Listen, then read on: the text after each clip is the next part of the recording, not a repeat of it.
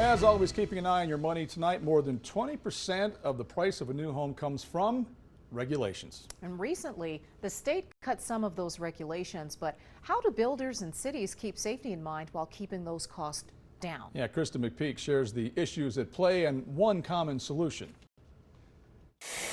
I would like to get a bigger house, more like one level, but I just don't see it happening. Shanna Yee has lived in Utah for years.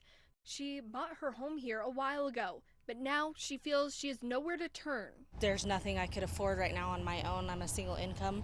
And prices aren't lining up for many. We're still kind of slammed. We have a lot of demand, a lot of building going on, a lot of people coming from other states. Ross Ford with the Utah Home Builders Association says when it comes to building, time is money. Time is probably one of our biggest enemies when we're building. Every day a home is not completed, it costs somebody money. There's a carrying cost. And when it comes to those inspections and approvals, You're talking $120,000 is in regulation. Ford says things need to be streamlined, but not slashed completely. To suggest we have no regulation is probably a really bad idea.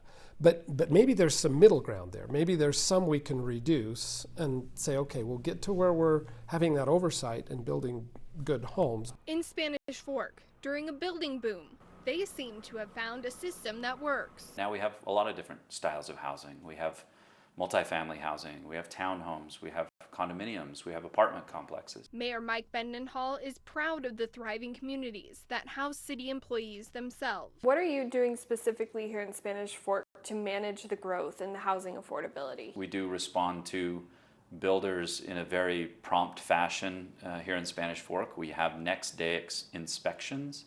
So when somebody calls for an inspection, whether it be on the foundation they're building or the underground utilities or the home's final inspection, we respond to that in next day service. Both Ford and Mayor Mike Mendenhall agree that collaboration is key. We have regular meetings, usually quarterly meetings with the builders that are building in Spanish Fork, with our building department, sometimes with elected officials in that room too, to say, hey, what are we missing on? What could we do better? What's the way to streamline it? I don't know. That's a really hard question. We work at that every